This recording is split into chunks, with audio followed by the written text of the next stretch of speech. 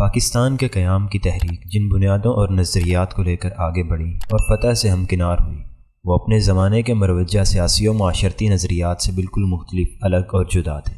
جنگ عظیم اول کے بعد پوری دنیا جن 4 بنیادی وجوہات کی بنیاد پر قومی ریاستوں میں تقسیم کی جا رہی تھی، وہ علاقہ، نسل، رنگ اور زبان تھی۔ ان میں سے سب سے اہم نظریہ علاقہ یعنی مادر وطن تھا، جسے آج بھی عرف عام میں کسی قوم کا علاقائی دائرہ اختیار کہا جاتا ہے۔ اسی بنیاد پر خلافت عثمانیہ کے جھنڈے تلے جمع ایک وسیع مسلمان امت کو مصر، لبنان، عراق، ترکی، اردن اور شام جیسے چھوٹے چھوٹے ملکوں میں تقسیم کر دیا گیا۔ تیل کے مالک علاقوں کو مزید چھوٹی چھوٹی اور کمزور ریاستیں بنا دیا گیا، جیسے کویت، قطر، دبئی، ابوظہبی اور مسقط وغیرہ، تاکہ ان پر غلبہ حاصل کیا جا سکے۔ ان ملکوں کے رہنے والے سب عربی زبان بولتے تھے، لیکن علاقے اور نسلی تاریخ کی بنیاد پر ان کے درمیان سرحدیں بنا دی گئیں۔ قیام پاکستان معاشرتی علوم کے ان 4 مسلمہ اصولوں کے بالکل برعکس اور صرف اسلام کے نام پر وجود میں آنے والی قومیت پر قائم کیا گیا۔ رنگ، زبان، نسل اور علاقے کی تمام حدود و قیود سے انکار کیا گیا۔ لیکن تخلیق پاکستان کے فوراً بعد انگریز کے ورثے میں چھوڑی ہوئی سیاسی ذریت، بیوروکریسی اور بائیں بازو کے دانشوروں نے اس معجزے کو قومی ریاستوں کے ادغام کے تصور سے تشبیہ دی اور یہ ثابت کرنے کی کوشش کی کہ پاکستان دراصل 5 مختلف علاقائی اور نسلی اقوام نے مل کر بنایا ہے، اور یہی اس نوزائیدہ ملک کی بنیادی اکائیاں ہیں۔ یہی وجہ ہے کہ پہلے دن سے ہی ان 5 بنیادی اکائیوں کو ہی اہم قرار دیا جانے لگا، اور وہ بنیادی مضبوط اکائی اسلام نظروں سے مکمل طور پر اوجھل ہو گئی۔ یہ سب کچھ ایک خاص مقصد کے لیے کیا گیا۔ اصل حقیقت یہ ہے کہ اس مملکت خداداد پاکستان کی تخلیق اس وقت ممکن ہوئی جب پنجاب، سندھ، بلوچستان، سرحد اور بنگال کے بسنے والے عوام نے اپنی قومیتوں، نسلوں اور علاقائی بندشوں سے انکار کیا۔ ایک دادا کی اولادوں نے اپنے رشتہ داروں کو اس لیے بھائی اور ہم وطن ماننے سے انکار کر دیا کیونکہ وہ کلمہ طیبہ نہیں پڑھتے تھے۔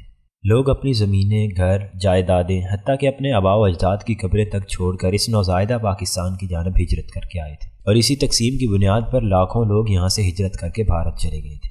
یہ تقسیم اس قدر فطری، محکم اور غالب تھی کہ جب پاکستان کی بنیادی اکائیوں کا نعرہ بلند کرتے ہوئے مشرقی پاکستان کی اکائی اپنی زبان، نسل، قوم اور علاقے کے نام پر اور بھارتی افواج کی مدد سے علیحدہ ہوئی، تو بھارت میں موجود ہندو بنگالیوں نے، جو ان کے اپنے ہی ہم زبان، ہم نسل اور ہم قوم تھے، انہوں نے مشرقی پاکستان کے ان بنگالیوں کو اپنے ساتھ رکھنے سے انکار کر دیا۔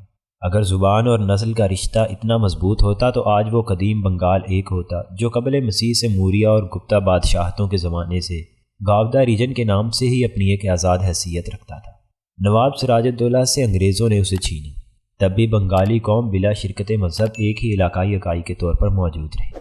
انگریزوں نے 1905 میں اس بہت بڑے علاقے کو انتظامی طور پر 2 حصوں میں تقسیم ضرور کی، لیکن آبادی اپنے ٹھکانوں پر ہی قائم رہی۔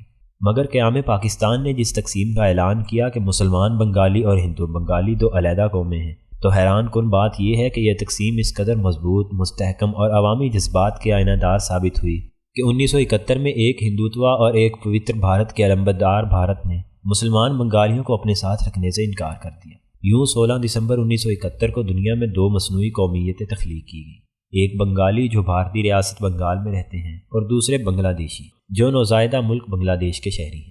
حالانکہ حقیقت یہ ہے کہ اصل میں ہندو بنگالی جو بھارت میں رہتے ہیں اور مسلمان بنگالی جو بنگلہ دیش میں رہتے ہیں، یہ 2 قومیں ہیں، یعنی ایک اور ملک 2 قومی نظریہ کی بنیاد پر تخلیق ہوا۔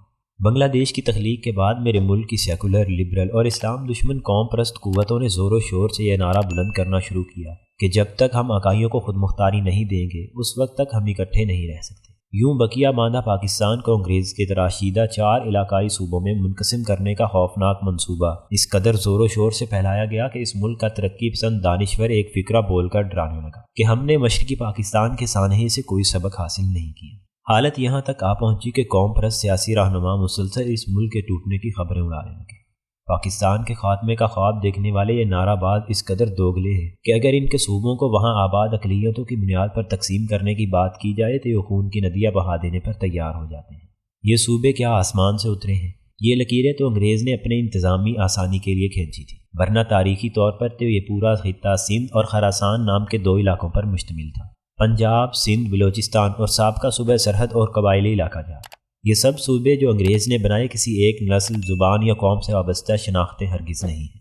ہر صوبے میں ایک اکثریتی قوم آباد ہے اور اس کے ساتھ ایک یا ایک سے زیادہ اقلیتیں بھی رہتی ہیں۔ پنجاب میں سرائیکی قوم خود کو ایک علیحدہ اکائی سمجھتی ہے، جبکہ ریاست بہاولپور والے سرائکی وڈیروں سے خود کو آزاد خیال کرتے ہیں۔ پوٹھوہار کے بسنے والے ہندو شاہی زمانے سے خود کو علیحدہ تصور کرتے ہیں۔ اسی طرح بلوچستان کے پشتون کبھی بھی بلوچ ریاست کلات کا حصہ نہیں رہے، اور پشتونوں کے قوم پرست رہنما اپنے علاقے کو جنوبی پختونخوا کہتے ہیں۔ سابقہ سرحد اور موجودہ خیبر پختونخوا میں ہزارہ ڈویژن کے لوگ نسلاً بھی علیحدہ ہیں اور زبان اور ثقافت بھی علیحدہ رکھتے ہیں، اور اپنے لیے ایک علیحدہ صوبے کی تحریک بھی چلا رہے ہیں۔ اسی طرح ریاست سوات والے خود کو جدا تصور کرتے ہیں۔ سندھ میں شہری علاقوں میں آباد اردو بولنے والے 72 سال سے یہاں آباد ہیں، اور اب ایک ایسی بڑی اقلیت بن چکے ہیں جن سے حکومتیں بنتی اور بگڑتی ہیں۔ انہیں اب بحیرہ عرب میں اٹھا کر پھینکا جا سکتا ہے، اور نہ ہی انہیں ان کی زبان و ثقافت چھوڑنے پر مجبور کیا جا سکتا ہے۔ سیاسی قیادتوں نے ان تمام صوبائی اقلیتوں کا گلا گھونٹنے، ان کے حقوق غصب کرنے اور ان کو مستقل طور پر محکوم رکھنے کے لیے انگریز کے بنائے ہوئے ان 4 صوبوں کو مقدس بنا دیا۔ ان صوبوں پر قابض غاصب سیاسی اکثریت نے اپنے مفادات کو تحفظ دینے کے لیے پہلے 1973 کے آئین میں انگریز کے بنائے ہوئے 4 صوبوں کو اہمیت دیتے ہوئے ان لاتعداد صوبائی اقلیتی اکائیوں کا انکار اور استحسان کیا، اور پھر جب انہیں دوبارہ موقع ملا تو 18ویں ترمیم کی صورت میں اس استحصال پر مہر تصدیق ثبت کر دی۔